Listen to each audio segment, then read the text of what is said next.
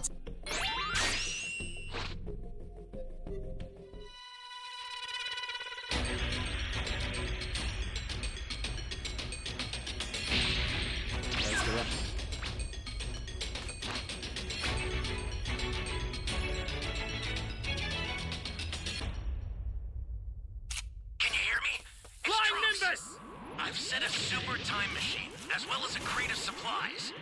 Here's how to launch. Find the power keys, then place them in the right spots.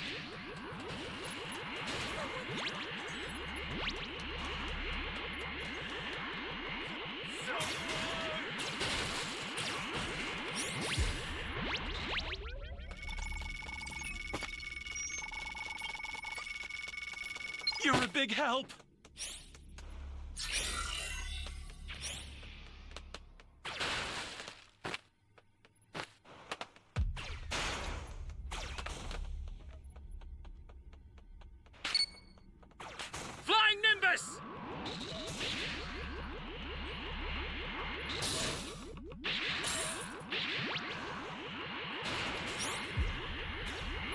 This game is called Dragon Ball The Breakers. I'm playing on PS5 right now.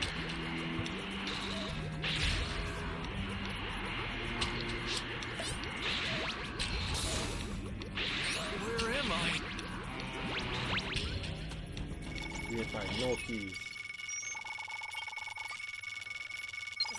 Thanks. You found a power key. Alright, there we go. Go slot it.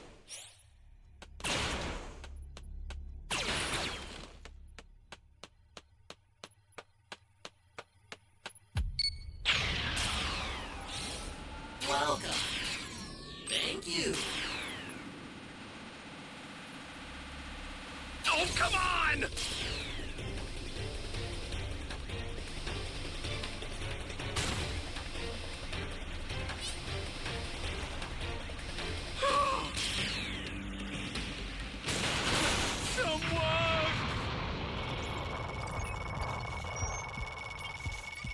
That's a new power key. Place it now.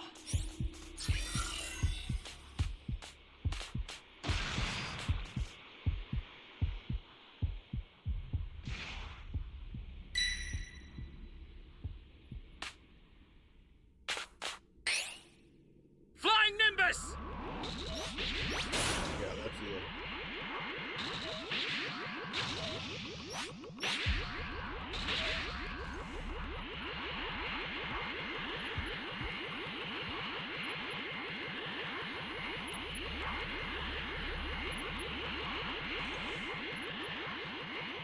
Hey, great! You found another power key. Use it quick.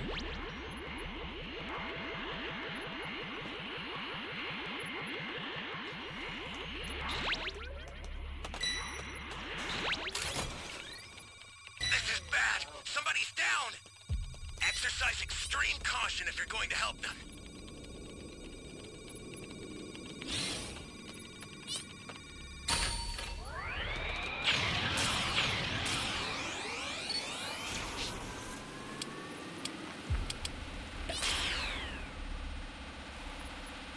Welcome. Whoa.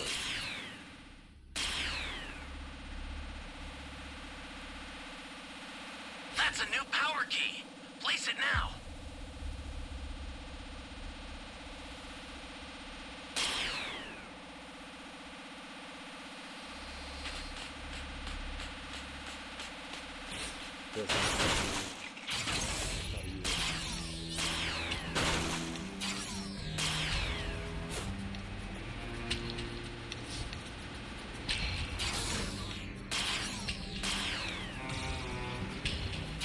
Someone save me!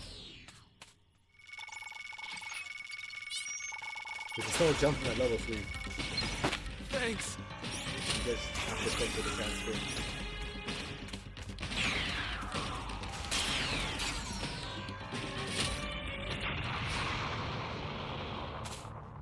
Flying Nimbus!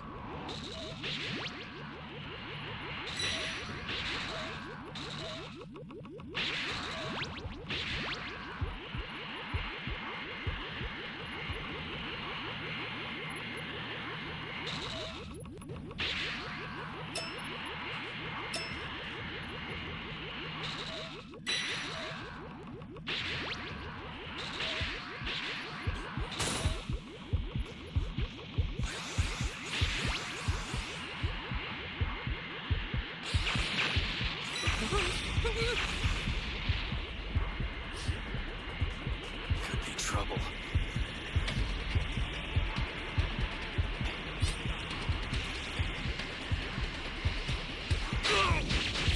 Here comes the pain!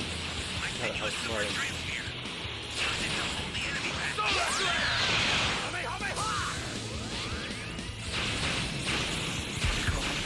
Piccolo. The startup system for the super time machine. Get there now. Attack it first.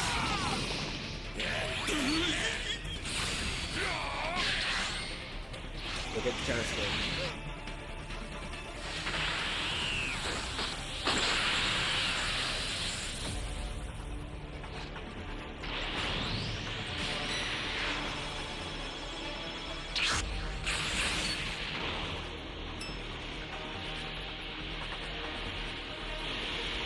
Alright, go to the time machine.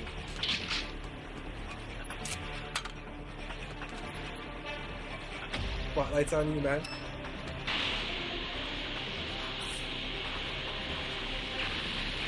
My guy. I owe you one. Oh man. Flying Nimbus!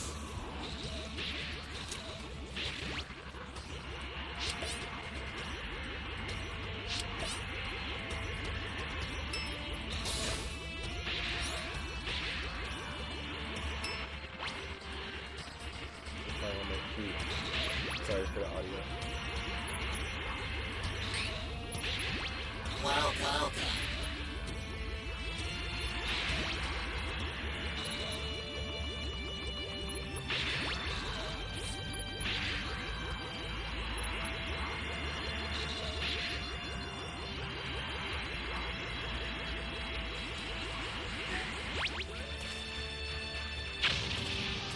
I'll send some supplies to help. Yo, how Make good does use that of 'em. food work?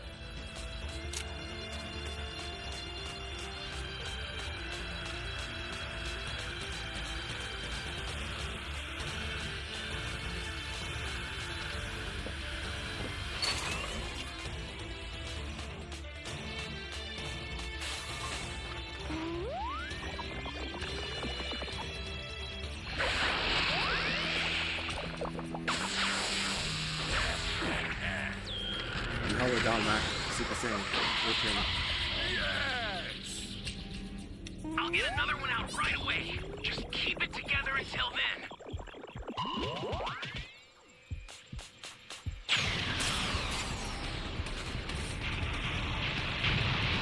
An ally needs your help. We don't know what danger awaits. Think before rushing in. I sent another super transfer. Take it and survive this.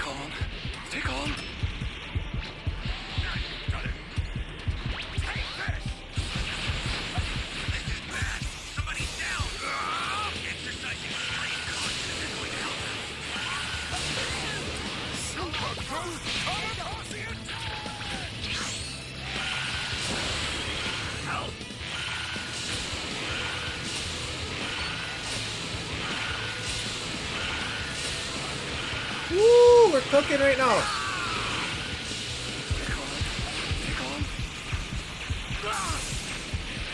We dodged that.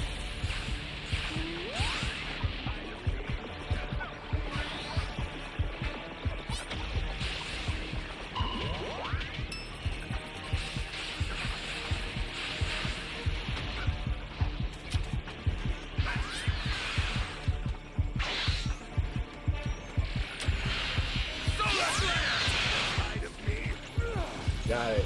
Go lead. Go lead. Go lead. Good game, guys.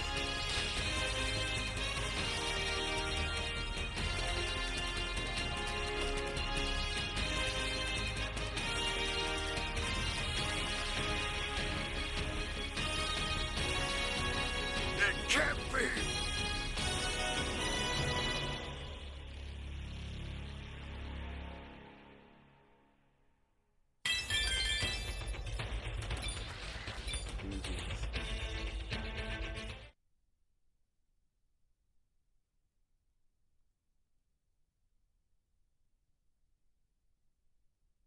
All good, Mac.